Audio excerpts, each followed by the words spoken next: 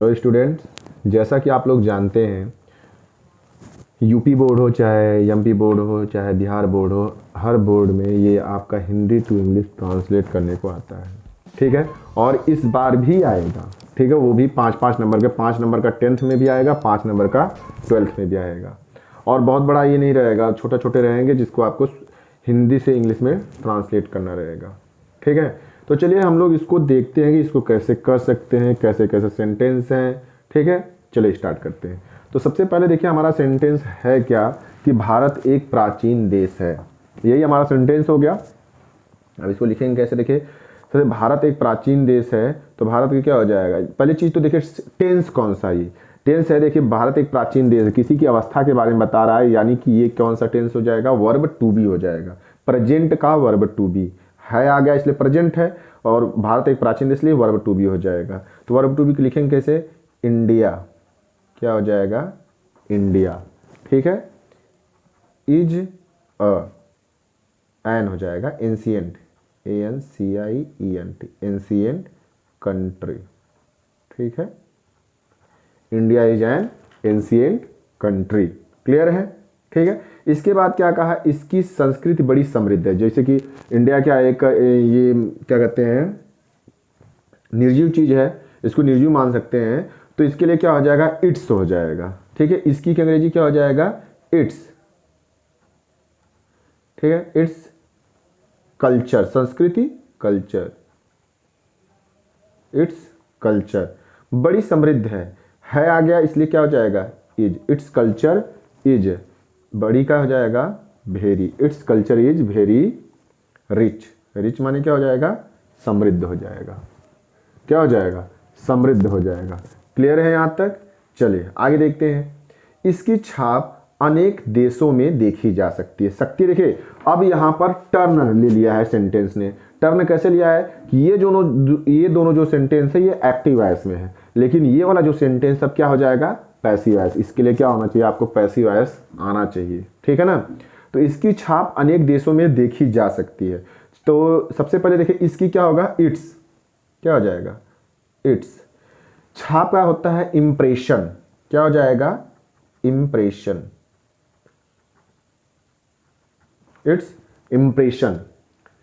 देखी जा सकती है, देखिए सकना का अंग्रेजी होता है कैन, एक्टिव वॉइस में, लेकिन जब इसको पैसिव वॉइस में करेंगे हम लोग तो क्या हो जाएगा, कैन बी हो जाएगा। ठीक है, it's impression can be, it's impression can be. देखना क्या होता है, सी, सी माने देखना होता है, लेकिन सेकेंड फॉर्म क्या हो जाएगा, सा, और थर्ड फॉर्म क्या हो जाएगा, सीन, सी सा सीन। क्योंकि पैसिव वॉइस में क्रिया की तीसरी अवस्था का प्रयोग होता है, इसलिए यहां पर क्या हो जाएगा, सीन का प्रयोग किया जाएगा, सी सा सीन। ठीक है, हो जाएगा सीन। इसकी छाप, it's impression can be seen, कहां पर देखी जा सकती है, बहुत सारे देशों में, तो हो जाएगा in many countries, in many countries. देखिए मेनी का प्रयोग वहां पर, देखिए मेनी और मच दो शब्द होते हैं जिनकी हिंदी जो होती है बहुत सारे या अनेक। ठीक है, लेकिन जब जिसको हम गिन सकते हैं वहां पर अनेक की अंग्रेजी मेनी हो जाएगा, और जहां नहीं गिन सकते हैं वहां पर मच हो जाएगा। जैसे कंट्रीज है, देश है, इनको तो गिन सकते हैं। अब जैसे किनको गिन नहीं सकते, जैसे दूध हो गया, पानी हो गया, तेल हो गया, इन सब चीजों को हम गिन नहीं सकते, इसलिए यहां पर क्या हो जाएगा, मच का प्रयोग होगा। क्लियर है यहां तक। चलिए आगे देखते हैं हम लोग। देखिए है क्या आगे, यह देश अपने मेलों, मंदिरों, साधुओं और त्योहारों के लिए जाना जाता है। यह देश, यह देश की अंग्रेजी क्या हो जाए, यह की अंग्रेजी क्या होता है, दिस। संकेत कर रहे हैं ना, आप देश की ओर संकेत कर रहे हैं, तो हो जाएगा दिस कंट्री, दिस कंट्री किसके लिए जाना जाता है। अब ये भी देखिए पैसिव वॉइस में, प्रेजेंट इंडेफिनिट का पैसिव वॉइस है। ठीक है, तो पैसिव वॉइस में जानते हैं कि प्रेजेंट के जो इंडेफिनिट है इसमें प्रेजेंट के कॉन्टिन्यूअस के सहायक क्रियाएं प्रयोग की जाती हैं। ठीक है, प्रेजेंट इंडेफिनिट में प्रेजेंट कॉन्टिन्यूअस की सहायक क्रियाएं तब प्रयोग की जाती हैं जबकि वो टेंस पैसिव वॉइस में हो। ठीक है, वो सेंटेंस जो है पैसिव वॉइस में हो। अब ये देखिए जाना जाता है, ये पैसिव वॉइस में है, इसलिए क्या हो जाएगा, this country is, this country is known, this country is known, ठीक है। किसके लिए जाना जाता है? फॉर इट्स, क्योंकि दिस कंट्री है, इसके निर्जीव के लिए हम क्या करेंगे? निर्जीव की पजेसिव एडजेक्टिव का ही प्रयोग करेंगे, ठीक है ना। तो this country is known for its, किस चीज के लिए? मेलों, फेयर, फेयर्स कामा। मंदिरों, किस चीज के लिए जाना जाता है? मंदिरों, टेम्पल्स, टेम्पल्स। और किन चीज के लिए जाना जाता है? साधुओं, सेंट, सेंट के लिए। और किस चीज के लिए जाना जाता है? और त्योहारों के लिए, and festival, and festivals. Clear है यहां तक? अब आगे देखिए हमारा जो लास्ट सेंटेंस है, लास्ट सेंटेंस क्या है कि हमें इसे प्रदूषण मुक्त बनाना चाहिए। तो यहां पर देखिए आ गया है चाहिए, तो सबसे पहले तो हमें की अंग्रेजी क्या होता है? वी, क्या हो जाएगा?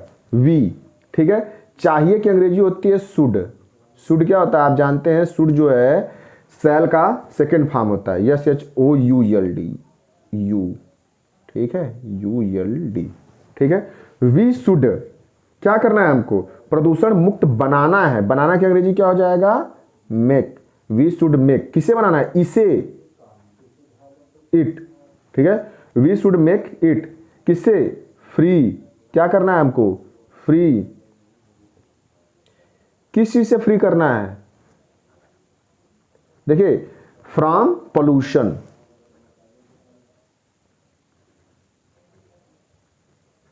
जब भी अलगाव का बात आता है, अलगाव की बात, तो क्या किसे जो प्रीपोजिशन है कौन सा लगता है? फ्रॉम लगता है। क्लियर है यहां तक? आप लोगों को अगर कोई प्रॉब्लम है तो आप लोग हमको कमेंट कर सकते हैं। वैसे तो मेरे हिसाब से हमने आपको पूरी तरह बताने की कोशिश की है, लेकिन अगर कहीं पे भी आपको समस्या है तो आप लोग कमेंट कर सकते हैं, ठीक है।